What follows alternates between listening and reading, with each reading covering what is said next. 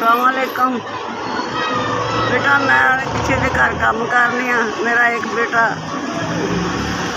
बड़े तो छोटा फौत हो गया है, एक छोटा सारे चार बच्चे छड़ के दुनिया तो चला गया है।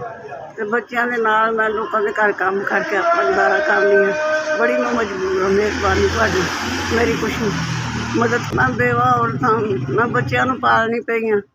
निक्के निक्के बच्चे ने, चार बच्चे छड़ के उन्होंने प्यो तुर गया।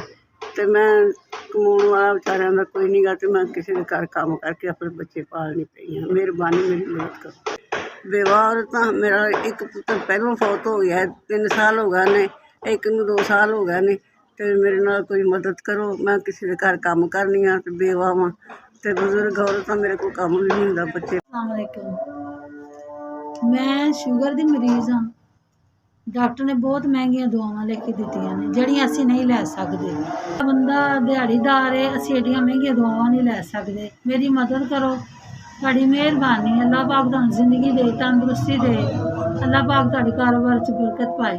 बड़ी बड़ी तुहाडी मेहरबानी। मैं गरीब औरत हाँ, बंदा मेरा दिहाड़ीदार है, ते एड्डियां महंगियां दवावां नहीं लै सकदे। तुहाडी मेहरबानी, मेरी मदद की जाए, तुहाडी बहुत मेहरबानी।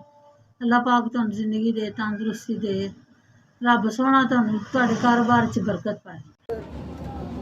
2 3 तुहाडे वाला मैनूं 3000 रुपया है।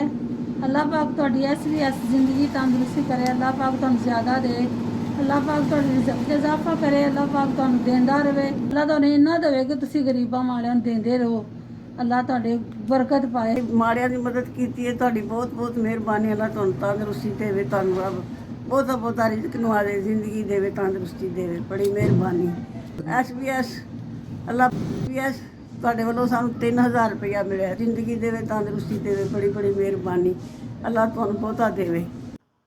SVS तुहाडी बड़ी मेहरबानी। सानूं 2 औरतां नूं तुहाडा 6000 मिल गया। अल्लाह पाक तुहानूं जिंदगी दे, तंदुरुस्ती दे। SVS तुहाडी बड़ी मेहरबानी। तुहाडे बच्चियां दी खैरां तुहाडियां भी खैरां होण। अल्लाह पाक तुहाडे तरक्कियां करे। अल्लाह पाक तुहानूं जिंदगी दे। इस तरह तुसीं गरीबां दी मदद करदे रहो। SVS तुहाडी बड़ी मेहरबानी। सानूं तुहाडा 6000 रुपया मिल गया 2 औरतां नूं।